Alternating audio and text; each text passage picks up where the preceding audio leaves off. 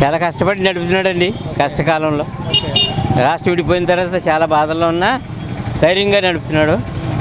ఇంత క్రితం చూసాం ప్రభుత్వాలని, ఇట్లాంటి కష్టకాలంలో ఇలా నడపలేదు ఎవరు. ఏదో చెప్తారు మా ప్రభుత్వం అది చేస్తాం ఇది చేస్తాం అని, చేసి చూపించినాడు జగన్. ఏమి ఇవ్వలేదు. ఇచ్చినే అలాగే చెప్పుకుని కొన్ని మభ్య పెట్టి నడిపారు. కానీ ఈ జగన్ అయితే పబ్లిక్ అయిపోయాడు. ఎవరికి ఏదన్నా కూడా ఎవరికి కూడా లంచం లేని పద్ధతిలో వెళ్తున్నారు ప్రభుత్వం. ఏదైనా వాళ్ళ అకౌంట్లో పడిపోతుంది డైరెక్ట్గా.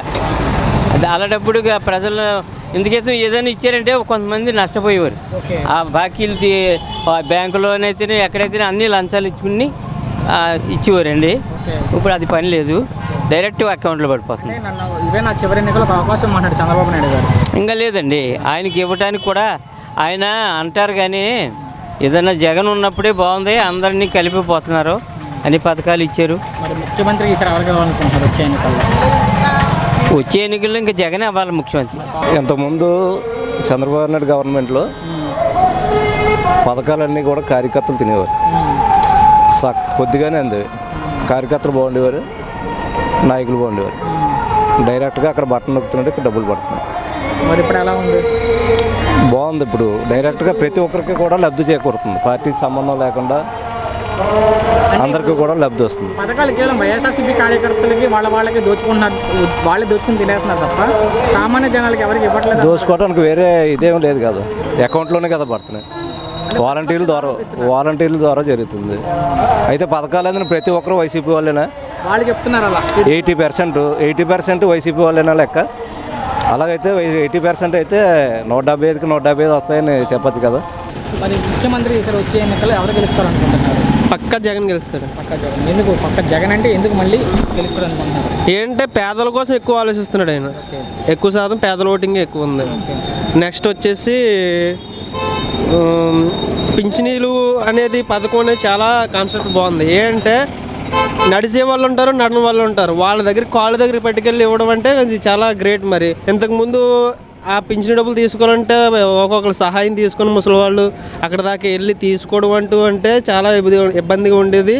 ఒక్కొక్కరు వెళ్ళేవారు, ఒక్కొక్కరు మతిస్థిమితం లేకుండా పడిపోవడం వంటివి జరిగాయి. ఇప్పుడు అలాంటి తెల్లారి గంటల 6 గంటలకల్లా వాళ్ళు తెచ్చేసి ఇచ్చేయడం జరుగుతుంది. ఆ విధంగా కూడా చాలా బాగుంది. పిల్లలు అప్పటికంటే ఇప్పుడు చాలా బెటర్ దాన్గా చదువుతున్నారు. స్కూల్స్ కూడా బాగా అభివృద్ధి చెందాయి. నెక్స్ట్ వచ్చేసి ఏంటంటే అప్పట్లో గవర్నమెంట్కి ప్రైవేట్కి తేడా ఉండేది. ఇప్పుడు గవర్నమెంట్కి ప్రైవేట్కి తేడా లేకుండా ఉన్నట్టు ఈక్వల్గా చేశాడు. నెక్స్ట్ ఏంటంటే దానివల్ల పిల్లలు అభివృద్ధి చెందుతారు. ఏదైనా వ్యాపారాలు చేసుకోవాలన్నా, ఏదైనా వాళ్ళ సొంతంగా ఏదైనా చేసుకోవాలన్నా సరే మెచ్యూరిటీ కూడా వస్తుందని నేను అభిప్రాయం ప్రకారం ముఖ్యమంత్రిగా జగనే కావాలనేసి నేను కోరుకుంటున్నాను. మీరు ఇంకా మా ఛానల్ని సబ్స్క్రైబ్ చేసుకోలేదా?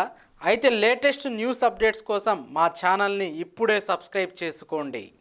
మీరు ఇంకా బెల్ ఐకాన్ క్లిక్ చేయలేదా? అయితే లేటెస్ట్ న్యూస్ అప్డేట్స్ కోసం బెల్ ఐకాన్ క్లిక్ చేయడం మర్చిపోవద్దండి. జగన్ పాలన ఎలా ఉంది? బాగానే ఉంది. పథకాలు ఏమైనా వస్తున్నాయా మీకు? వస్తున్నాయి. గతంలో చంద్రబాబు గారు ఉన్నప్పుడు ఎలా ఉంది, ఇప్పుడు జగన్ గెలిచాక ఎలా ఉంది? జగన్ ఉన్నప్పుడు బాగుందండి.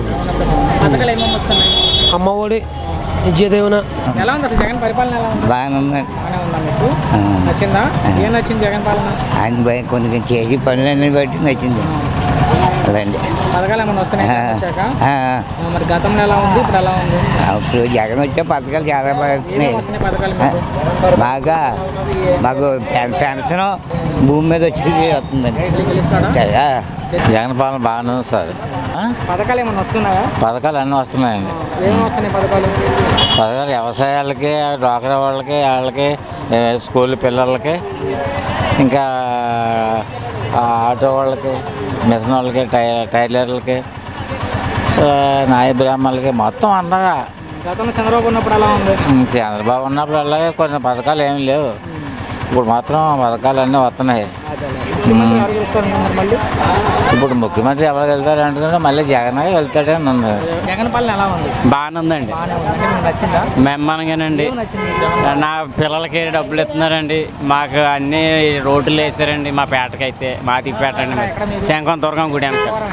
మాకైతే 4-5 రోడ్లు వేసారండి. మాకైతే ఏ లోటు చేయలేదండి. జగనే ఖచ్చితంగా వస్తాడండి. చంద్రబాబు ఉన్నప్పుడు ఎలా ఉంది? చంద్రబాబు నాయుడు ఉన్నప్పుడు బాగానే ఉందండి, దాని మీద ఇప్పుడు బాగుందండి. ఏమైనా పథకాలు వస్తున్నాయి మీకు కానీ మీ ఇంట్లో వాళ్ళకి కానీ? మాకేం పథకాలు ఏమి రాలేదని పింఛన్ వస్తుంది. పెన్షన్ ఒకటే వస్తుంది, మీ ఇంట్లో వాళ్ళకి ఏం పథకాలు రాలేదు. గతంలో చంద్రబాబు గారు ఉన్నప్పుడు అలా ఉంది, ఇప్పుడు జగన్ వచ్చాక ఇప్పటికి చాలా తేడా ఏం తేడా ఉంది సార్?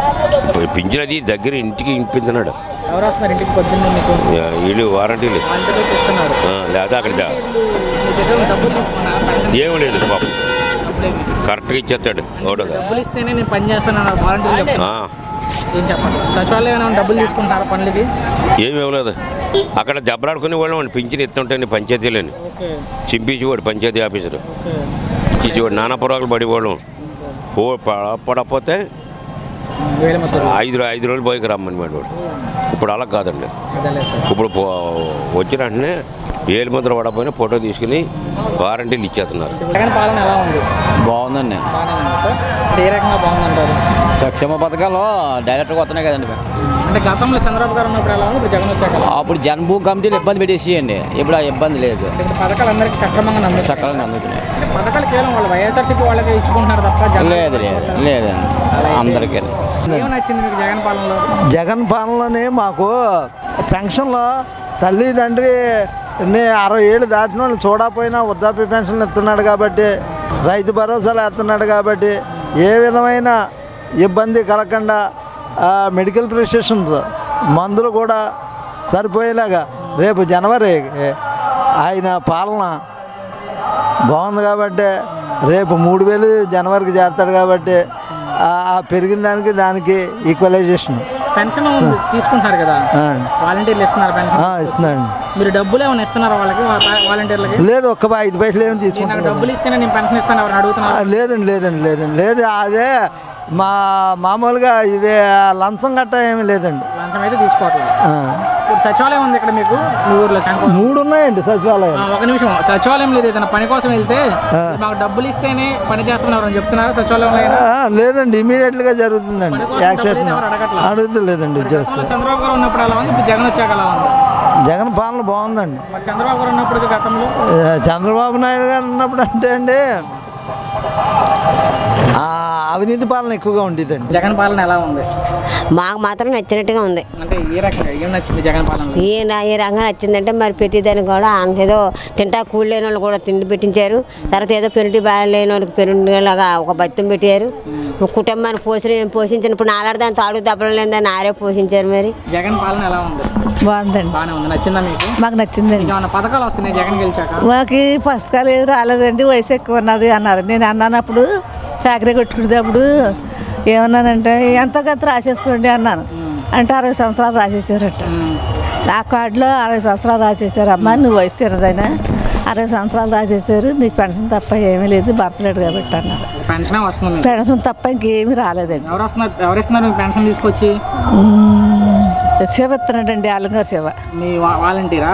వాలంటీర్. మమ్మల్ని ఏమైనా డబ్బులు అడుగుతున్నాడా పెన్షన్ ఇచ్చేటప్పుడు? లేదండి, పెన్షన్కి ఏం డబ్బులు డబ్బులు గట్ట ఏం అడగలేదు. మీరు డబ్బులు ఇస్తేనే పెన్షన్ ఇస్తా అంటాం కానీ అలా? లేదండి, అలాంటివి ఏమీ లేవండి. ఇలా డబ్బులు ఇచ్చాడు వెళ్ళిపోవడం తప్ప అటువంటివి ఏమీ లేవండి.